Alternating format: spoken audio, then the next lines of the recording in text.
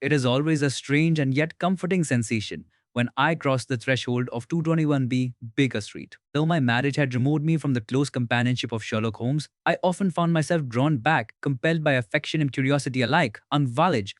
It was in the spring of 1888, on one such visit, that I became embroiled in an adventure that I shall always remember as the moment I truly realized that even the most brilliant man may, on occasion, meet his equal. To Sherlock Holmes, Irene Adler would forever be the woman.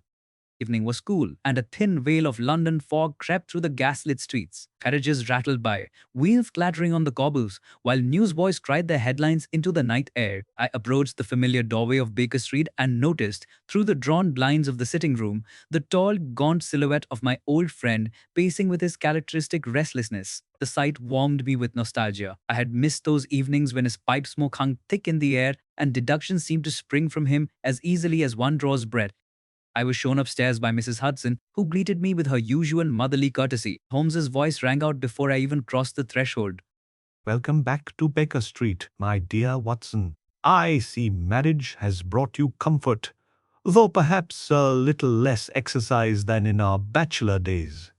You have put on precisely 7.5 pounds since last I saw you. Holmes, really? Must you greet me with criticism of my figure? Still, I should know better by now than to challenge your uncanny accuracy. Tell me, how in heaven's name did you know I have gained such weight? Everything is elementary, Watson. It requires only the smallest observation. Your shoes, though well polished, are stretched at the sides more than before. The mark on your watch chain shows that it now lies tighter across your waistcoat. Add to this the faint scent of rich dinners that clings to your sleeve and the comfortable shine upon the elbows of your coat, and the conclusion is inevitable. Extraordinary as ever, Holmes. One day perhaps you will admit that at least some of your deductions are guided by luck rather than certainty. Luck, my dear fellow, is a word used by the untutored to explain the workings of deduction. But let us not quarrel over semantics. Sit, have a cigar, and tell me of your domestic happiness. I am glad to see you look well. We spoke for some minutes of my new practice and of the comfortable life Mary and I had established. Yet I could not help noticing Holmes's eyes, restless and bright, and the fingers that drummed upon the arm of his chair. He was clearly preoccupied. His mind, like a high-strung instrument, required a case upon which to exercise itself. As if in answer to my thought, there came the sharp rap of horses' hoofs in the street below. Tom Silum, followed by the knock of a gloved hand upon the door. Holmes's whole frame seemed to tighten with interest. You will not have long to wait for excitement, Watson. Our visitor approaches with the tread of one accustomed to command, a man of rank, perhaps, and of affairs most urgent. The door opened, and Mrs. Hudson ushered in a man of remarkable stature and presence. He was tall, broad of shoulder, and richly dressed, though his face was concealed behind a black mask that extended from his brow to the top of his lip. His manner betrayed both arrogance and anxiety. You are Mr. Sherlock Holmes? Indeed, sir, and this is my intimate friend and confidant, Dr. Watson. You may speak freely before him. Pray be seated, and tell us how we may be of service. You will excuse me if I speak with caution. I have secrets which weigh upon the honor of one of the greatest houses in Europe. Your manner, your bearing, and the cut of your coat speak already of high birth. I deduce that you are in fact Wilhelm Gottsreich Sigismund von Ormstein, Grand Duke of Cassel, and hereditary King of Bohemia. With a sudden gesture, the visitor tore the mask from his face, revealing strong features and a blond moustache. His countenance showed both relief and desperation. You are correct, Mr. Holmes. Since my identity is no longer concealed, I shall speak openly. I am the King of Bohemia, and I require your aid in a matter which threatens the stability of my throne. Your Majesty, you may be assured of our utmost discretion. State the facts as plainly as you can. Everything is elementary once the data is properly laid out. 5 years ago, during a visit to Warsaw, I made the acquaintance of the well-known operatic prima donna, Irene Adler. She's beautiful, accomplished, and with a spirit as keen as any man's. Our companionship ripened into intimacy. I was foolish, reckless.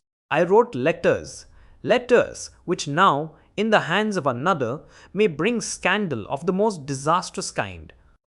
And these letters, Your Majesty, are in the possession of Miss Adler? Worse than letters. There exists a photograph of us together, one in which I am unmistakably myself, and she by my side. Should this photograph become public, my marriage to Clotilde Lothman von Saxe Meiningen, second daughter of the King of Scandinavia, would be broken off. The alliance is politically vital. The scandal would be irreparable. You have attempted to recover this photograph? Every means has failed. Agents have rifled her lodgings, intercepted her correspondence, even attempted to waylay her upon the road. Nothing availed. The photograph is well hidden. And now, with the announcement of my engagement, only days away, she threatens to use it to destroy me. Your Majesty, no legal contract binds you to her? None. Then the case is clear. The photograph is both the weapon and the shield. Cover it, and the danger passes. Holmes, what can be done against such a determined adversary? It is elementary, Watson. We must learn her habits, her associates, and her methods. In every mind there lies a point of weakness. However resolute, find that point, and the fortress falls. You give me hope, Mr. Holmes. Spare no expense. Employ any means, so long as you succeed. Here is a purse of £300 in gold and 700 in notes. Money is of little consequence, Your Majesty. What matters is the challenge. I accept the case. Kindly supply me with the lady's address. She resides at Briony Lodge, Serpentine Avenue, St. John's Wood. Excellent. Watson, will you join me tomorrow in an observation? With the greatest pleasure, Holmes. Then I shall leave you to your devices. Tomorrow evening I depart for the continent, but I shall return in 2 days' time to hear of your progress. Gentlemen, I commend myself to your skill. The sea. With that, the King of Bohemia bowed gravely and departed, leaving behind the scent of foreign perfume and the rustle of sovereigns. Holmes leaned back in his chair, eyes half closed, fingers steepled, already lost in contemplation. The case presents itself most agreeably, Watson. A beautiful woman, a jealous monarch, a photograph worth a kingdom. What more could a consulting detective desire? Only your violin, Holmes, and a case such as this is fit to provide its accompaniment. Thus the game was afoot, and I knew not yet that in Irene Adler Holmes would at last meet a mind as subtle and determined as his own. The night after the king's visit found me restless in my own bed. The flickering image of that masked monarch haunted my thoughts, while the figure of Irene Adler, beautiful, mysterious, and perilous, danced before my mind's eye, though I had never yet laid eyes upon her. By early afternoon the following day, I was once again mounting the steps of 221B Baker Street, eager to see how my friend had set his mind to the task. Holmes was not in the sitting room when I arrived. When I arrived. Instead, his violin lay upon the chair, bow still rosined as if it had been employed not long before, and a scatter of tobacco ash littered the rug in strange patterns, hieroglyphics only he could interpret. I settled myself to wait, perusing a medical journal, when the door opened suddenly. What entered was no man I recognized. A coarse stable groom, thick-necked, with sun-reddened cheeks and a heavy stride, lumbered across the threshold. His ill-kempt hair protruded from beneath a greasy cap, and his clothes smelled of horse and hay. Only when he winked one quick grey eye at me did I realize the truth. Good heavens, Holmes, were I not your old companion, I should have thrown you out upon the street as a rogue. That disguise is quite the most extraordinary I have yet seen. My dear Watson, your words are most flattering. Everything is elementary, however, once one knows the stable yard as intimately as I now do. The fellows were obliging enough to share their gossip when I helped them with their work and paid for a round of ale. You have been out since dawn then? Tell me, what have you discovered? Enough, perhaps, to form the beginnings of a plan. But sit and listen, for the web is intricate. Miss Irene Adler lives most respectably at Briony Lodge, a well-appointed little villa in Serpentine Avenue.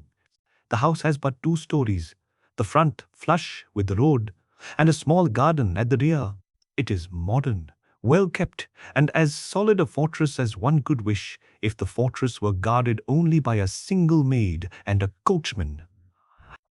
Holmes spoke rapidly, his eyes bright, his long fingers tracing shapes upon the arm of his chair as though sketching the very house in the air. The front door is strong, fitted with a Chubb lock. To the right of the hall lies a sitting room with long French windows opening upon the street, secured with latches a child might raise. Behind the house is a coach house with a lane running beside it, and from an upper window one may step directly onto the coach house roof. I have noted every possible entrance and egress. Admirable thoroughness, Holmes. And of Miss Adler herself? Ah, Watson, there lies the true puzzle. She is, if the stablemen are to be believed, the daintiest creature that ever wore a bonnet. The women speak of her as a model of grace and propriety, while the men, without exception, confess themselves her slaves. She sings occasionally at concerts, but otherwise lives quietly. Each afternoon at precisely 5 o'clock, she drives out in her brougham and returns promptly at 7. Her habits are as punctual as her railway timetable. Such regularity will serve us well in observation. Precisely. Yet there is one complication. A gentleman, young, dark, and dashing, who visits her daily. Indeed. And who is this rival? His name is Godfrey Norton, of the Inner Temple, a barrister, well connected, and by all accounts as resolute in his attentions as she is in her independence. Whether he is lover, confidant, or husband, I have yet to ascertain, but I suspect he may prove crucial. As Holmes spoke, the rumble of carriage wheels in the street caught his ear. He sprang to the window with the suddenness of a cat, drawing aside the curtain but a fraction. There, Watson, look swiftly but discreetly. I joined him at the glass. A well-appointed brougham, glossy black, stood before the neighboring house. A lady of the most commanding presence, tall and graceful, with a face of striking beauty, framed beneath a feathered hat, stepped briskly into the street. Even at that distance, I could see the intelligence in her eyes and the proud carriage of her head. That must be Irene Adler herself. She is indeed a most remarkable woman. Yes, the very quarry we seek. Watch closely. She spoke to her coachman with a clear voice. To the Church of Saint Monica, John, and quickly. There is half a sovereign. If we arrive in 10 minutes, I arrive in 10 minutes. With that, the brougham rattled off at a furious pace. Holmes's expression grew taut with excitement. The Church of St. Monica, Watson. This is most unexpected. Come, there is no time to lose. If I am not mistaken, events of importance are afoot. You mean to follow her? Naturally. Everything is elementary. The sudden urgency, the destination, the promise of extra payment. It smacks of an appointment of grave significance. Put on your hat, my friend. Within moments, we were in a hansom cab, Holmes urging the driver forward with uncharacteristic impatience. The streets of London blurred past, shop fronts and gas lamps merging into a haze of motion. At length we drew up before the Church of St. Monica, where Miss Adler's brougham already stood. We entered the church just as the ceremony began. To our astonishment, at the altar stood Miss Adler and the very barrister of whom Holmes had spoken, Mr. Godfrey Norton, clergyman, intoned the sacred words, and two witnesses, pressed into service from among the vergers, stood aside. Holmes and I, scarcely believing our eyes, found ourselves signed into the register as official witnesses. Holmes, this is beyond belief. We have come to observe, and instead we stand as witnesses to a marriage. The unexpected is what makes life delightful, Watson. Yet mark this, the union changes everything. Irene Adler, now Mrs. Norton, has removed herself from any entanglement with the King of Bohemia, but where the photograph lies and in whose keeping remains unsolved.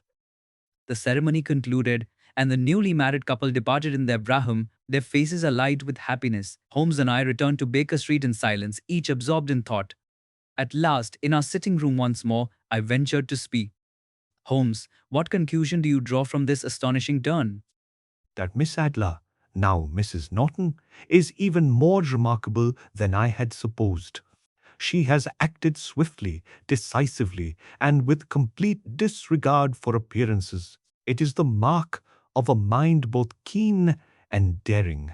But the photograph. Ah, Watson, the photograph still remains. Tomorrow evening we shall recover it. I have devised a plan, and for that plan I shall require your assistance. You may depend upon me entirely. What must I do?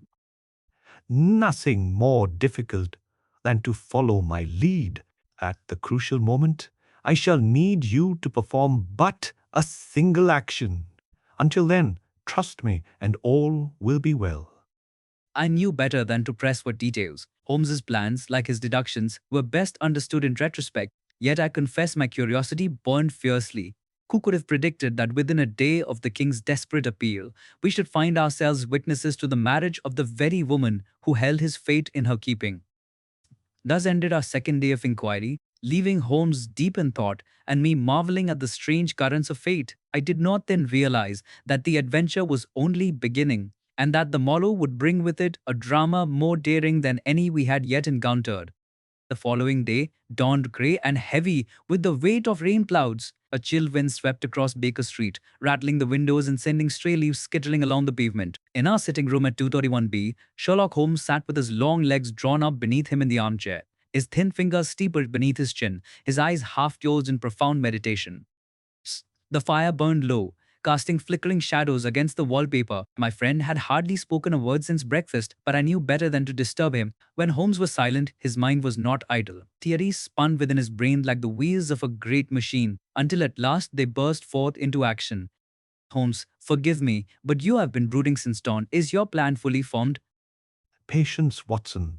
Everything is elementary once one considers human nature. To retrieve the photograph, one must first ascertain where it is hidden. To discover that, one must provoke a reaction from Miss Adler herself. Women, my dear fellow, are creatures of instinct and sentiment. When danger threatens, they clutch at what they hold most dear. You mean to frighten her into revealing the photograph's hiding place? Precisely. Theory of deduction applies not only to footprints and cigar ash, but to the heart itself. If one wishes to know where a woman hides her treasure, one must threaten the treasure and watch where her hand moves. That hand will betray her more surely than words. And what role do you wish me to play in this stratagem? A simple one. You must stand ready outside Briony Lodge at the appointed hour. When the signal is given, you will raise your cry of fire, as though the very walls of the house were ablaze. The crowd, ever eager for excitement, will join in. Amid the tumult, I shall observe Miss Adler's instinctive gesture. Then the game will be ours. Holmes rose suddenly, the energy of his idea lending him fresh vigor. From a drawer he produced a little case of grease paints and spirit gum, brushes and powders. But first, Watson, I must vanish from sight. No man may enter Briony Lodge as Sherlock Holmes, but a clergyman, humble, kindly, and unsuspected, may pass unchallenged. I watched in fascination as he transformed before my eyes. With deft strokes, he ordered the contour of his features, darkened his brows, and affixed a touch of side whisker. A band of white collar appeared at his throat, and presently a soft hat and threadbare coat completed the illusion.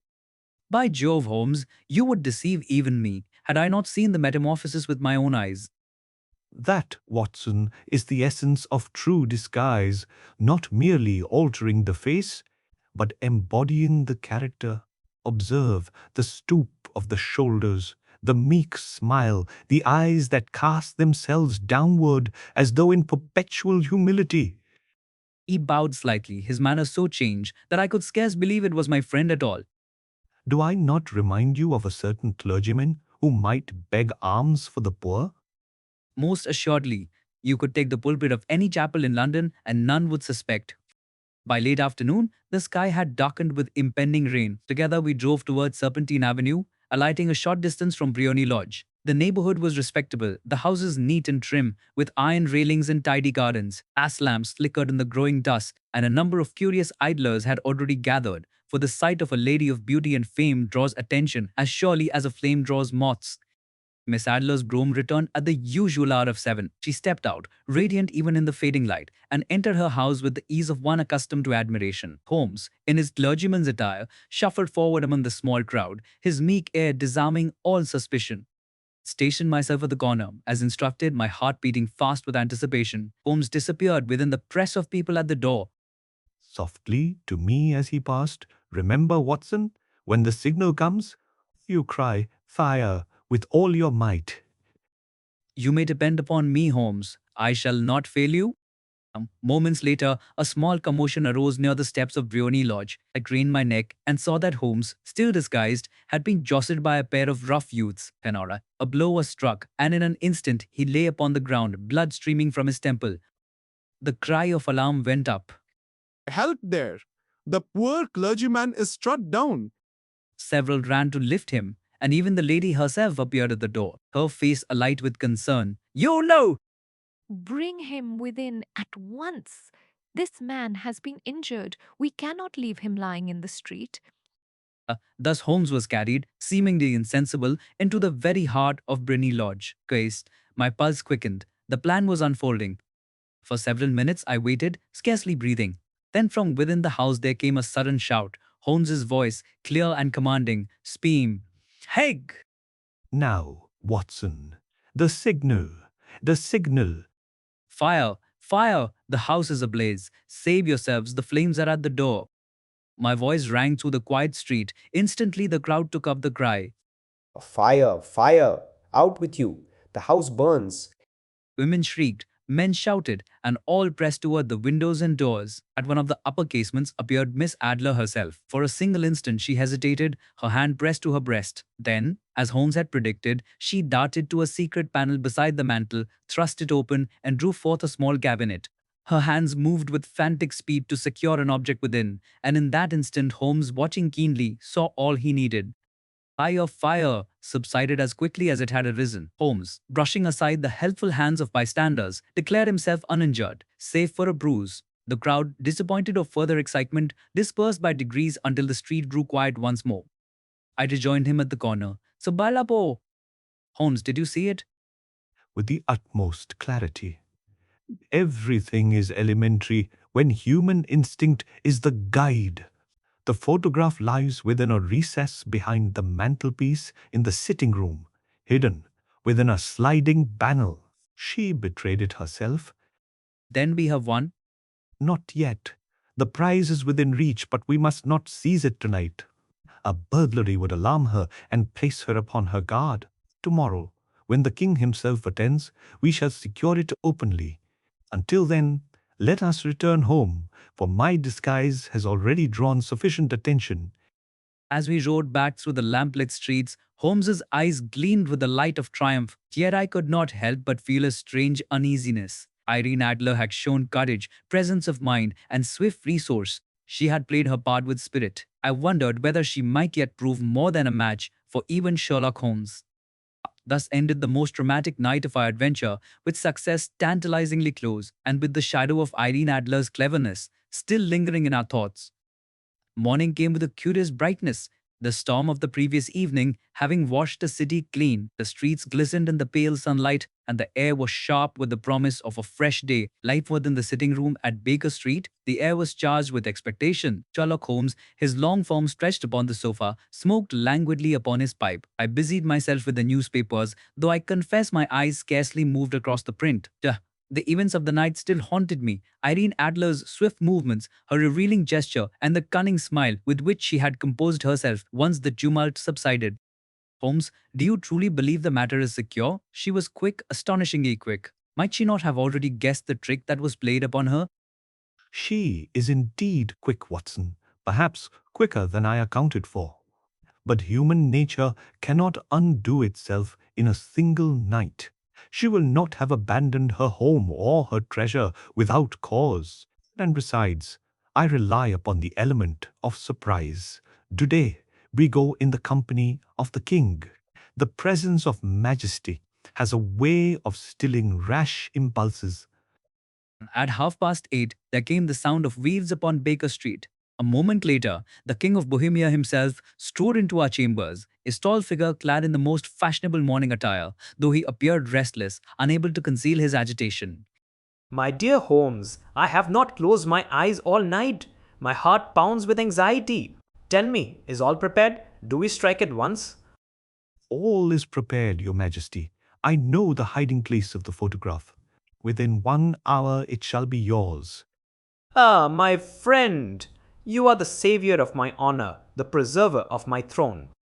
Holmes inclined his head modestly, though I perceived a flicker of amusement in his eyes at the king's extravagant gratitude. If you will accompany us, Majesty, together with my friend Dr. Sung, Watson, we shall drive at once to Briony Lodge.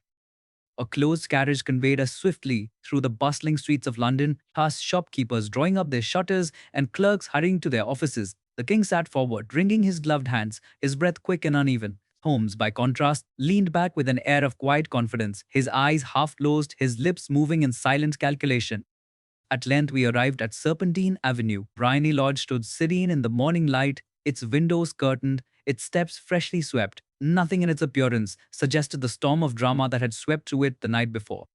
It appears quiet enough. Have we not come too early, Holmes? On the contrary, Watson, to arrive early is to find one's quarry unprepared. Come, Majesty, we waste no moments. Together we ascended the steps, and Holmes rapped smartly upon the door. To our surprise, it was flung wide at once, and within stood not a servant, but the very housekeeper herself, her face anxious yet composed. Gentlemen, I regret you are too late. Miss Adler has departed. Departed? What is this you say? Departed where? She left this house not an hour ago, sir. In company with her husband, they drove together to the railway station, and from thence, I know not where. Holmes's eyes sharpened, though his manner remained calm. For husband, you say? Then she is indeed married? Yes, sir. Married yesterday morning at St. Monica's Church to Mr. Godfrey Norton, the gentleman who so often visited. They departed together, taking little but a travelling bag. She bade me extend her compliments to Mr. Sherlock Holmes, should he call, and to hand him this letter. John Holtz. With that, she placed a sealed envelope into my friend's hand. I confess, my pulse quickened as Holmes broke the seal and unfolded the sheet within. He read aloud, his voice calm, though his eyes gleamed with admiration. My dear Mr. Sherlock Holmes, you did it very well. You took me in completely. Until after the alarm of fire, I had not a suspicion. But then, when I realized how I had betrayed myself, I began to think. I had been warned of you by the king and told that if the great detective were to be employed, it would surely be you. Your disguise as a clergyman was excellent. Yet I knew the moment I looked into your face by the light of the lamp. I marked your keen eyes and resolute jaw beneath the mask. At that instant, my mind was made up. The photograph is safe. It will never be used against His Majesty, for I love and am loved by a better man than he. I leave England with my husband, and I trust that His Majesty may find solace in the thought that I keep the secret not out of malice, but because I choose a different life. As for you, Mr. Holmes, you may tell your client that he need fear nothing. I hold the photograph only to protect myself from harm. I am content, and I wish you well. Holmes folded the letter with slow deliberation, his face unreadable. Gone? Married? And the photograph beyond my reach? Not beyond your reach, Majesty, but beyond your need. She will not use it against you. She is true to her word. Everything is elementary once you understand her heart. What a woman! Oh, what a woman she must be, to scheme so shrewdly, and yet to act so nobly. Would that she had been my queen? Holmes smiled faintly, and I fancied that beneath his calm exterior lay a deep sense of admiration for the lady who had so cleverly foiled him. Then our work here is concluded? Quite concluded. The case is finished, though not as our client expected. And yet, I cannot help but acknowledge that Miss Adler has earned a place among the few who have bested me. Holmes, you are magnificent. Pray, tell me what reward I may bestow upon you. A ring, a jewel, a purse of gold, all shall be yours, for you have safeguarded my honor, even though the outcome is strange. Your Majesty is generous. Yet for my reward I ask but one token. Speak, and it shall be granted. Photograph, not for its power, but as a reminder. It shall be my prize, to recall always the one woman who triumphed, where so many failed. It is yours, my friend, with my gratitude. And thus it was agreed. We took our leave, the king still exclaiming upon Irene Adler's brilliance, Holmes silent and reflective. As we rode back toward Baker Street, I could not restrain my curiosity. Holmes, do you regret the outcome? Regret, Watson? No, I admire her. She is the very type of woman who cannot be ruled by force or trickery, but only by her own free will. She has outwitted the great detective, and I honor her for it. To me, she will ever remain the woman. And with those words, Holmes leaned back, his eyes distant, as though beholding a vision none but he could see. Thus ended the affair of Irene Adler, known ever after as a scandal in Bohemia. The days following our adventure at Briony Lodge passed quietly enough. Yet my mind was never far from the woman whose name had sealed itself so indelibly into Sherlock Holmes's heart, if not in affection, then in admiration. London bustled on as it always did. The carriages rattling down Oxford Street, the newsboys crying the day's reports, the river churning with barges and steamers. But within the walls of 221B Baker Street, a peculiar calm reigned. Holmes had returned to his accustomed pursuits, his chemical experiments bubbling upon the bench, the violin filling the air with strange, haunting strains. Yet I knew, as surely as I know my own pulse, that Irene Adler's name lingered in his thoughts. He spoke of her but sparingly, and always with a certain reverence that surprised me. For Holmes, who prided himself on the cool detachment of his reason, this respectful warmth was most unusual. Holmes, you are uncharacteristically silent these past evenings. I cannot help but wonder if Miss Adler has left some mark upon your mind deeper than the case itself. You observe shrewdly, Watson, though perhaps not entirely in the way you suppose. The lady has impressed me not through sentiment, but through intellect. Everything is elementary when viewed through the theory of deduction, and yet she defied my logic by outpacing it with intuition. It is a rare thing indeed when my calculations meet their equal. Conan. He drew thoughtfully upon his pipe, the smoke curling upward in languid spirals, and his eyes half closed, as though contemplating an image invisible to me.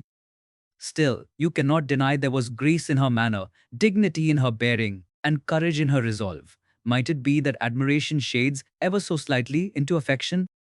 Affection, my dear Watson, is a sentiment I have trained myself to exclude. It clouds judgment, bends reason, and introduces error into the fine machinery of deduction. No, I do not love Irene Adler, but I respect her more profoundly than I respect most men. She has, in her own way, defeated me, and that earns her the title she shall always bear in my thoughts, the woman. Examiner. I confess a smile touched my lips at this pronouncement. For Sherlock Holmes, who once declared women to be nothing but distractions, this acknowledgement was as close to admiration, perhaps even to tenderness, as he would ever allow himself. In the wider world, the scandal faded swiftly. The King of Bohemia returned to his palace, secure in the knowledge that his throne and his honor were safe. Irene Adler vanished from London stage, leaving behind no trace save the empty house in Serpentine Avenue and the whispered curiosity of her neighbors. Some said she had sailed for the continent, others that she had retreated to a quiet corner of rural England. To me, it mattered little. She had passed like a brilliant comet across our sky, leaving Holmes himself to gaze after her with reluctant wonder. Do you not find, Holmes, that her conduct was, in the end, most honorable? She could have ruined the king had she wished, yet she spared him, asking nothing but to live her own life free of fear. Indeed, Watson, that is the precise point. She was no blackmailer, no common schemer. She sought only to secure her liberty. When confronted by force, she met it with wit. When offered deception, she answered with foresight. She played the game cleanly and well, and thus She wins my esteem. For a long moment he was silent. The fire crackled upon the hearth, the ticking of the clock filled the air, and I thought him lost entirely to reflection. Then, abruptly, he rose, striding to the mantel, where the photograph of Irene Adler now rested, framed simply yet prominently. You keep her likeness there, where all may see it. That is unlike you, Holmes.